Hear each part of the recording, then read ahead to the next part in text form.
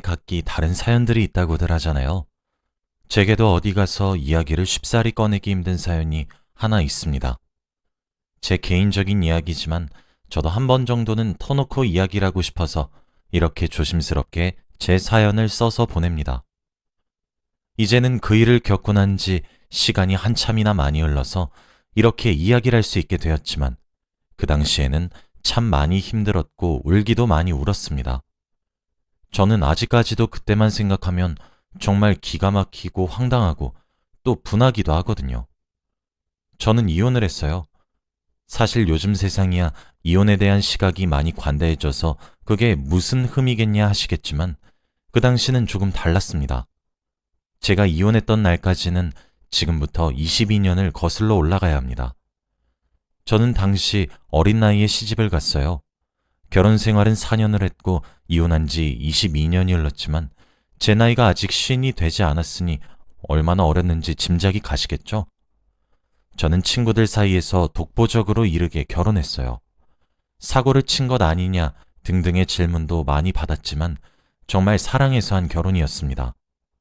착했고 다정했고 절 위해주는 사람이었기 때문에 이 사람이라면 제 인생의 마지막 한 자락까지 함께하고 싶다는 생각이 들었고 그래서 평생 함께하고 싶은 마음이 들었거든요. 전 남편은 누가 봐도 성실하고 반듯하고 올곧은 사람이었어요. 그래서 전 남편을 놓치고 싶지 않았어요. 그렇게 결혼에 골인했습니다. 하지만 딱 한 가지의 문제점이 있었습니다. 바로 시어머니였어요. 시어머니의 성격이 뭐랄까, 좀 드세고 기가 센 편이셨거든요. 시어머니는 저를 무척이나 마음에 들어 하지 않으셨어요. 아마 제가 눈에 차시지 않으셨던 것 같아요. 저를 못마땅하게 여기시는 일이 부지기수였었거든요. 남편은 저보다 4살이 많았어요. 그리고 어린 나이임에도 불구하고 꽤 좋은 직장을 다니고 있었죠. 시댁도 제 친정보다 좀 더 잘 사는 편이었어요. 시어머니는 그래서 저를 더 싫어하셨습니다. 한 번은 결혼한 이후에 술을 한잔 하시고 절 붙들고 이야기를 하시더라고요. 하나 있는 아들 자식이 시댁과 비슷하거나 좀 더 나은 형편인 집안에 장가를 가서 쪼들리면서 한 푼 두 푼 아끼고 모으면서 사는 것이 아니라 넉넉하고 여유롭게 살았으면 했는데 저를 데려왔다고요. 그러시며 제가 너무 보잘것없다고 하셨어요. 그래서 눈에 안 차고 예뻐 보이지도 않는다고요. 여러분들이라면 술에 취해 며느리를 붙들고 그런 말을 하시는 시어머니를 보면 어떻게 행동하실 것 같으신가요? 말씀이 너무 심한 것 아니냐고 화를 내시는 분들도 있을 것이고 속상해서 눈물을 흘리시는 분들도 있으시겠죠. 저는 그렇게 행동하지 않았습니다. 저는 묵묵히 듣고만 있었어요. 사실 그렇게 틀린 말은 아니셨거든요. 저희 친정 사정이 여유로운 집은 아니었습니다. 남들은 딸내미 시집 간다고 하면 혼수도 빵빵하게 해준다고들 하지만 저희 친정은 그러지 못했어요.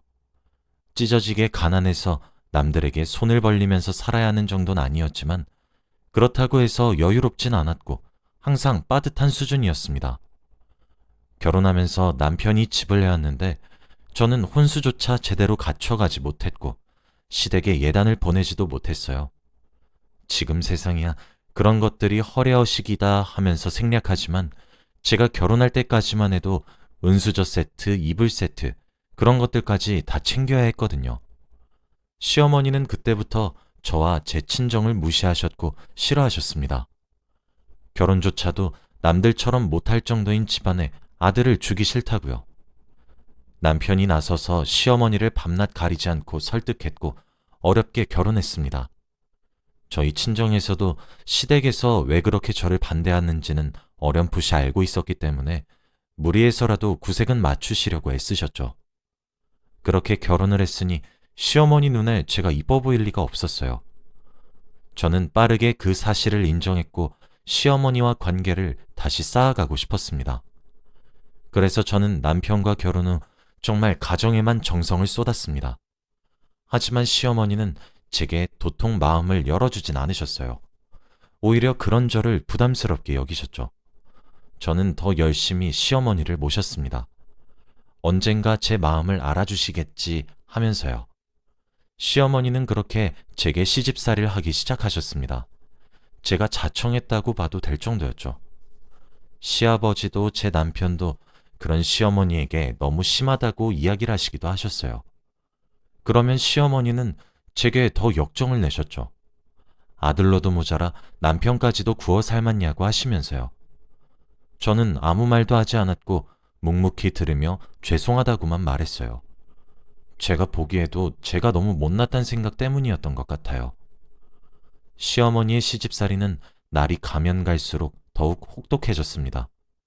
늦은 밤에 음식을 시키기도 하셨고 이불 빨래를 손으로 하게 하시기도 했고 정말 갖가지 방법으로 기상천외하게 절 괴롭히셨습니다. 그렇게 지내다 제 뱃속에 아이가 들어서게 되었어요. 임신 사실을 알게 되었고 이제 더 이상 제가 바랄 것이 없다고 생각했어요. 결혼한 지 2년째 되던 해에 생긴 아이의 탄생 소식에 양가에서 너나 할 것 없이 엄청 좋아하셨어요. 특히 시어머니께서 정말 많이 행복해 하셨어요. 그렇게 제가 아이를 임신하게 되자 시어머니와의 사이가 눈에 띄게 좋아지더라고요. 저를 정말 혹독하게 굴리시던 시집살이도 멈추셨고 오히려 저를 잘 대해주시기도 하셨어요. 저는 그제서야 인정을 받는구나 했습니다. 시어머니는 그러시며 아들이길 바라셨어요. 저도 그래서 아들이었으면 좋겠다고 생각했어요. 직감적으로 느꼈거든요. 제가 아들을 낳게 된다면 시어머니는 저를 며느리로 인정해 주실 것 같다고 말이에요. 하지만 아이의 성별을 채 알기도 전에 유산이 되었고 아이는 저희 부부 곁을 떠났습니다. 시집살이는 다시 시작되었죠. 아이를 떠나보내서 그런지 원래 하시던 시집살이에 제 험담이 추가가 되었더군요. 모든 것이 제 탓으로 들렸습니다. 시어머니는 제가 임신한 사실을 알게 되고 난 이후 음식도 시키지 않으셨고 오히려 몸에 좋은 것들을 사서 먹이셨죠. 제가 정말 몸둘 바를 모르겠다 싶을 정도로 말이에요. 유산을 했을 때는 시어머니마저 저를 조금이나마 위로해 주셨고 시아버지와 남편은 제 걱정만 했어요. 병원에서는 자궁이 많이 연약하다고 이야기를 하시긴 했고 임신하면 주의하라고 말씀을 하셨지만 병원과 제가 생각했던 것 이상으로 제 자궁이 약했던 탓인지 그 이후 유산을 4번이나 더 하게 되었습니다. 모든 것이 제 탓으로 느껴졌어요. 음식을 잘못 먹었나? 너무 많이 걸었나? 무리했나? 병원 측에서는 제 탓이 아니라고 했고 남편도 제 편을 들었지만 제 마음은 쉬이 가라앉지 않았어요. 아마 유산해 보신 분들이라면 아시겠죠. 유산도 계속 겪으면 사람이 미칩니다. 시어머니는 5번째 유산 소식을 들으시고는 저를 혼내셨어요. 너는 애가 대체 생각이라곤 하는 거니? 머리가 있으면 생각 좀 하고 살란 말이야. 대체 애를 몇 번이나 유산시키는 거니? 넌 대체 몸 관리를 어떻게 하는 거야? 대체 어떤 못 배워먹은 걸 써먹어서 내 손주들을 5이나 그렇게 보내냔 말이야. 어머님, 죄송해요. 하지만 병원에서는 이유를 못하겠다고 하셨어요. 아니, 죄송할 필요 없다.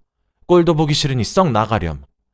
내가 결혼할 적부터 네가 마음에 안 들었던 이유는 있었던 게지. 내가 너한테 뭘 바랬니? 아들 하나 낳아달라는 게 그렇게도 고가웠어? 다른 집 며느리들은 순풍순풍 애들을 낳아서 시부모 품에 철썩 안겨준다는데 이래서 돈도 안 벌어오고 집구석에서만 박혀있는 애가 임신관리 하나도 제대로 못해? 넌 대체 할 줄 아는 게 뭐야? 꼴도 보기 싫으니까 나가. 아니, 그냥 우리 집안에서 나가거라. 우리 아들이랑 이혼해. 내가 다 괜찮다 스스로 다독이며 널 받아줬어도 정도가 있는 법이야. 네가 백날 첫날 노력을 해봐라. 애가 들어서는지. 어머닌 그렇게 제게 폭언을 쏟아부으신 이후 실제로 이혼을 강요하기 시작했습니다. 4년이란 시간 동안 기다려줬으면 오래 기다려준 것 아니냐 하시더군요. 제가 다른 며느리들보다 어리니 더 건강하진 못할 망정이라고 하시면서 말이에요. 너무 서러웠어요. 병원에서도 이유를 모른다 했거든요. 분명 초음파를 찍거나 이럴 땐 한참 괜찮다가 그렇게 어느새 시간이 조금 지나면 얼렁뚱땅 유산이 되고 원인 불명이라고 하시니 저도 답답해 미칠 노릇이었어요. 아이를 5번이나 보내면서 저도 많이 피폐해졌는데 시어머니까지 저를 그렇게 매몰차게 몰아가시니 저도 마음에 병이 들기 시작하더군요. 그렇게 저는 극심한 우울증에 걸렸습니다. 아침에 일어나면 밤에 침대에 누워 다시 눈을 감고 잘 때까지 제 눈에서 눈물이 마를 날이 없었어요. 그래서 그런지 그 시기부터 남편과의 사이도 삐걱거리기 시작했죠. 지금 생각해보면 남편도 많이 지쳐있던 것 같아요.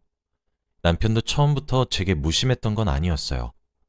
남편은 유산을 하고 난 이후 우울해하고 하루 종일 자책하는 저를 진심을 다해 위로했습니다. 하지만 한 번이 아닌 5번의 유산을 겪으면서 남편도 저도 많이 지친 상태였고 매일 눈물바람인 저를 남편은 더 기다려주진 않았어요.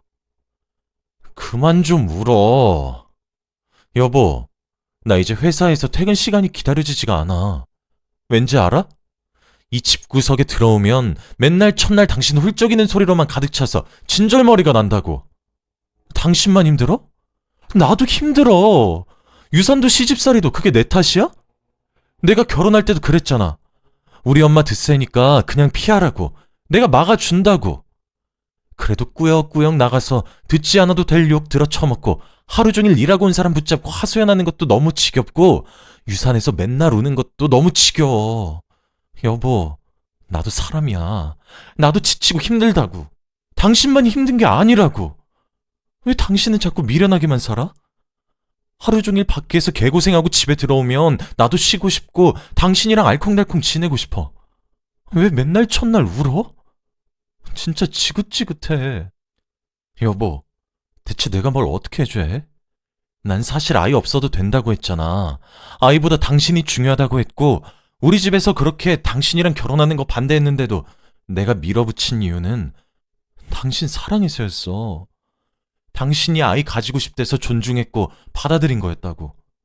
내가 대체 어디까지 당신 기분 맞춰줘야 돼? 나도 우리 아이 그렇게 보내고 나서 힘들어. 나도 지치고 미칠 것 같다고. 난 울 줄 몰라서 안 우는지 알아? 나도 슬픈데 참는 거야. 내가 가장이고 나라도 정신을 차려야 하니까. 당신은 대체 무슨 노력을 하고 있는데? 슬픔을 이겨내기래? 아님 변화하기 위해 준비를 하기래? 아무런 행동도 하지도 않으면서 그저 울 줄만 아는데 내가 그런 당신을 언제까지 이해해주고 배려하고 희생만 해야 해? 그만 좀 해. 진짜 숨이 턱턱 막혀. 등등의 비수 같은 말을 제게 쏟아부은 남편은 점차 저를 피하기 시작했습니다. 지금 생각해보면 남편의 입장도 이해가 가요. 하지만 당시에 저는 어리기도 했으니 알 턱이 없었죠.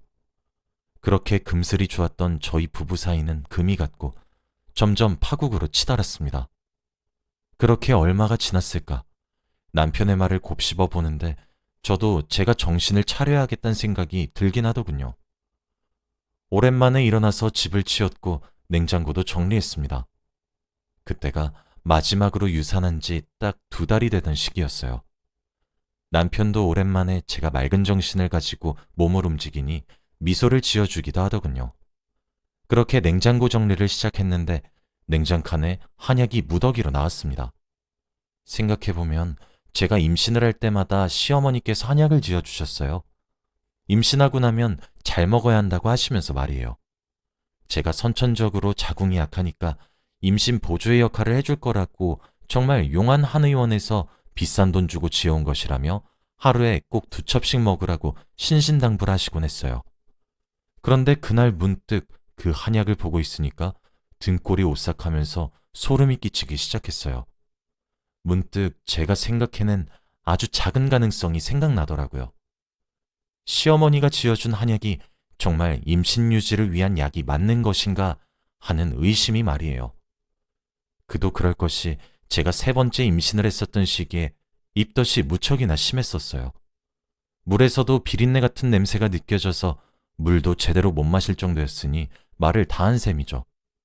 그리고 한약을 먹고 싶어도 먹을래야 먹을 수가 없었거든요. 그런데 그때 신혼집에 오신 시어머니께서 냉장고에 그대로 쌓여있는 한약을 보시고는 정말 눈에 쌍심지를 켜서 저를 노려보시면서 제 입에 억지로 한약을 붓다시피 먹인 적도 있으셨거든요. 그런데 그렇게 한번 의심이 싹이 드니까 여러 일화들이 생각나기 시작했고 그 일화들의 공통점은 모두 시어머니께서 임신 도중 제가 제때 한약을 먹지 못해 화를 내신 일들 뿐이었죠. 약첩에 적힌 한 의원에 예약을 했어요. 그냥 꼭 가야겠다는 생각이 지배하더라고요. 저도 모르게 말이에요. 한 의원에 약첩을 들고 방문했습니다. 한 의사가 묻더군요. 무슨 약이 필요해서 왔냐고요. 저는 가방에서 집에서 가져온 한약 봉지들을 꺼냈고 이게 무슨 약인지 물었습니다. 한 의사는 잘 모르겠으니 나가달라고 저를 쫓아내려고 하시더군요. 사실 저는 어디 가서 진상을 부리거나 큰 소리를 칠 정도의 담력을 가지고 있는 사람은 아닙니다. 그런데 그날은 무슨 생각이었던 것인지 어디 한번 쫓아내보라고 내가 여기 오는 손님들 다 떨어뜨리겠다고 협박도 했고 지금 경찰 불러서 신고해주고 진상짓을 해야 정신 차리겠냐고 윽박을 질렀어요. 내가 시어머니가 주신 한약을 복용하는 사람인데 내가 내 몸속에 들어가는 약이 뭔지 모르겠어서 묻겠다는데 그게 법을 어기는 거냐며 아주 고래고래 소리를 빽빽 질렀어요. 한 의사가 땀을 뻘뻘 흘리더니 일단 조용히 하고 진정해달라 하시더군요. 그러면서 진실을 얘기해 주더라고요. 그리고 그렇게 밝혀진 진실은 무척이나 추악했고 소름 끼치는 이야기였습니다. 제가 가져온 한약은 임산부에게 유산을 유발하는 한약이었거든요. 보통 약을 지을 때는 복용할 사람의 맥을 짚어서 몸에 맞는 약을 지어야 하지만 유일하게 유산을 시키는 한약은 그럴 필요가 없다고 하시더군요. 유산을 유발하게 하는 약재와 자궁을 약하게 하는 약재들을 어떻게 섞어서 약을 다리면 아이가 유산된다고 하더라고요. 그래서 이 약은 정말 사람들 입소문을 타고 아름아름 전해진 약이라서 아무나 쉽게 지어주진 않는답니다. 그런데 저희 시어머니께서는 그 한의원에서 유산을 유발하는 한약을 5재가 지으셨더군요. 그리고 아무리 유산을 유발시키는 약재들이라고 하더라도 그 효과가 100%가 아닌데 제가 유독 한약이 잘 맞아서 매번 유산했던 것 같다고 하는데 사람이 너무 놀라면 아무런 말도 나오지 않더라고요. 제 시어머니는 저랑 남편을 갈라놓기 위해서 제가 임신을 해오면 유산시키는 짓거리를 반복하다가 이제 더 이상 기다려주기 싫다 하면서 이혼을 강요하고 있었던 거였습니다. 많은 생각이 들었고 어떻게 해야 할지 모르겠더군요. 무슨 정신으로 집으로 돌아왔는지 모르겠어요. 신혼집에 돌아왔고 거실 소파에 앉아 멍하니 시간을 보냈습니다. 얼마나 흘렀을까? 남편이 퇴근을 하고 집에 돌아왔더군요. 살가운 대화를 한 지는 오래 지났지만 불 꺼진 거실에 우두커니 앉아있는 저를 보며 걱정스러웠던 것인지 무슨 일이야 물어보더군요. 저는 그만 왈칵 눈물을 쏟아내었어요. 남편은 놀라서 제게 물었고 저는 아무 말 하지 말고 내일 저와 어디 좀 같이 가자고 했어요. 회사에 하루만 연차를 쓰라고 하면서요. 생전 그런 부탁 한 번 한 적 없던 제가 그런 부탁을 하니 남편도 많이 놀랬고 이내 알겠다고 하더군요. 그렇게 다음날 날이 밝자마자 저는 남편과 함께 어제 제가 갔었던 한의원을 다시 재방문했습니다. 그리고 한의사 앞에 앉아서 제가 어제 했던 이야기 한 번 더 그대로 해보라 했어요. 제 남편에게 말이에요. 한의사는 한숨을 푹 쉬며 입을 열더군요. 하긴 입을 열 수밖에 없었겠죠. 제가 또 병원을 뒤집어 엎으려고 하고 있으니까요. 한의사의 말이 길어질수록 남편의 입은 점점 크게 벌어지기 시작했고 이내 할 말을 잃더군요. 저는 한의사의 말이 끝나자마자 그냥 진료실을 박차고 나와 집으로 홀로 돌아왔습니다. 그리고 3시간 정도가 흐르니 남편이 울다 왔는지 두 눈이 퉁퉁 부은 채로 집으로 왔더군요. 소파에 앉아있는 제 앞에 무릎을 털썩 구르며 미안하다는 말만 반복하면서 엉엉 우는데 그게 무슨 심정이었는지 아직도 모르겠지만 심장이 일렁거리더군요. 화도 났고 슬프기도 했고 때리고 싶다가도 보듬어주고 싶은 참 설명하기 힘든 감정이었습니다. 저는 남편에게 결국 이혼을 요구했습니다. 더 이상 결혼 생활 유지가 힘들 것 같다고 못하겠다고 하면서 말이에요. 남편은 그런 저를 끈질기게 붙잡았어요. 제게 시댁과의 연을 끊어내겠다고, 그러니 이혼은 다시 생각하자고, 절 사랑한다고 하면서요. 그런데 부모 자식 간의 인연은 하늘이 맺어줬다 하여 천륜이라 그러는데 천륜을 어떻게 끊어내겠습니까? 저는 이혼을 요구했어요. 위자료도 다 필요 없고 그냥 헤어지자고요. 남편은 서럽게 울었지만 저는 도무지 다시 그 집구석과 연을 맺을 마음이 없어지더군요. 남편은 시아버지에게도 저희 부부에게 일어났던 일을 설명했어요. 남편도 본인의 어머니에게 큰 배신감을 느낀 것 같더라고요. 남편은 끝까지 절 붙잡았지만 끝내 저는 이혼을 택했습니다. 시아버지는 제게 따로 전화를 걸어오셔서 미안하다 사과를 하셨어요. 위로금이라고 생각하고 제게 꼭 받아달라고 사죄의 의미라며 통장 하나도 쥐어주셨고요. 위자료도 재산분할도 필요 없고 이혼만 바란다고 했는데 남편도 시아버지처럼 제게 통장 하나와 저희가 함께 살았던 신혼집의 명의를 제 앞으로 돌려주더군요. 그렇게 우린 이혼을 했습니다. 저는 그때 무척이나 커다란 상처를 받았고 친정집으로 돌아가 두문분출하며 밖을 나오지도 않았습니다. 정말 너무 큰 상처였거든요. 그런데 이혼을 하고 난 이후 3년이란 시간 동안 남편이 절 찾아오더군요. 잊을만 하면 밥 먹으러 오고 까먹을만 하면 절 데리러 오고 그렇게 말이에요. 몇 개월이 아닌 3년이란 시간 동안 말이에요. 남편은 그렇게 제게 다시 다가오기 시작했고 다시 마음을 고백했습니다. 한 번만 더 기회를 달라고 시댁과 저 사이의 인연은 끊겠다고 하면서요. 저희 부모님께도 무릎을 꿇고 애원하며 기회를 달라고 했다더군요. 저희 부모님은 제 선택을 존중하시겠다 하셨고 저는 그렇게 모든 것을 바로잡는 남편이 사실 싫지 않았어요. 어떻게 미워할 수 있겠어요. 미련하다 욕을 먹을진 모르지만 정말 그럴 수가 없더라고요. 온 마음을 바쳐 사랑했던 남자가 다시 그렇게 갖은 노력을 하기 시작하니 외면하는 것이 어렵더군요. 우린 그렇게 이혼한 지 5년 만에 다시 재결합을 했습니다. 이번엔 저도 시댁에 이쁨 받겠다 노력하지 않았고 시댁과의 연을 완전히 끊어냈어요. 남편도 신혼집 위치조차 시댁에 알리지 않더군요. 그 이후 지금까지 아들과 딸을 각각 하나씩 낳아서 내 가족이 되어서 잘 살아가고 있습니다. 시어머니와는 지금까지 단 한 번도 마주친 적이 없고 시아버지와는 간간히 연락을 주고받고 있어요. 제게는 악독했던 시어머니였지만 남편에게는 어진 어머니이기에 제가 배 아파 낳은 자식들을 그래도 보여드리기만 하고 있습니다. 남편은 여전히 제 말 한마디면 껌뻑 죽고 절 사랑해주고 있어요.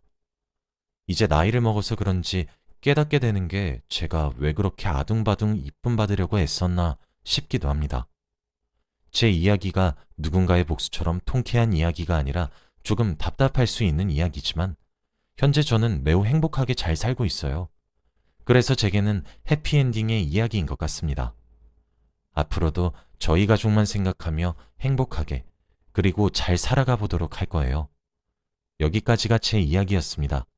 긴 이야기 끝까지 들어주셔서 감사합니다.